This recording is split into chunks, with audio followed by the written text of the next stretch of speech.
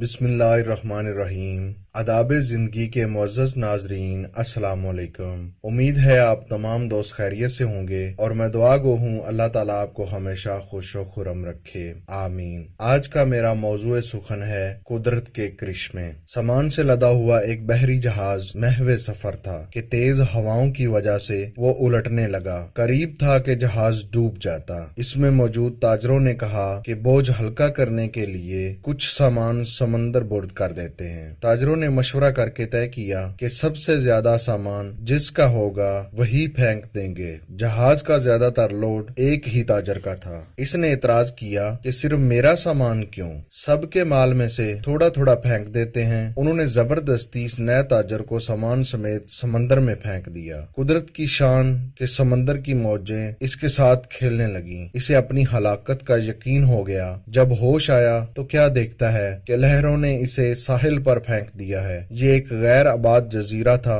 जान बचने पर इसने रब का शुक्र अदा किया, अपनी सांसें बहाल की, वहां पड़ी लकड़ियों को जमा करके सर छुपाने के लिए एक झोंपड़ी सी बनाई। अगले रोज इसे कुछ खरगोश भी नजर आए। इनका शिकार करके गुजर बसर करता रहा। एक दिन ऐसा हुआ कि वो खाना पका रहा था कि इसकी झोंपड़ी को आग लग गई। इसने बहुत कोशिश की मगर आग पर काबू ना पा सका। इसने जोर से पुकारना शुरू किया, तूने मुझे समंदर में फेंक दिया, मेरा सारा सामान गर्क हो गया। अब यही झोंपड़ी थी मेरी कुल कायनात, इसे भी जलाकर राख कर दिया। अब क्या मैं करूं? ये शिकवा करके वो खाली पेट सो गया। सुबह जागा तो अजीब मंजर देखा कि एक कश्ती साहिल पर लगी है और मल्लाह इसे लेने आए हैं। इसने मल्लाहों से पूछा कि तुम्हें मेरे बारे में कैसे पता चला? उन्होंने जो जवाब दिया इससे ताजर हैरान रह गया। मल्लाहों ने कहा कि हमें पता था कि ये जजीरा गैर आबाद है, लेकिन दूर से धुआं उठता हुआ नजर आया तो समझे शायद कोई यहाँ फंसा हुआ है जिसे बचाना चाहिए,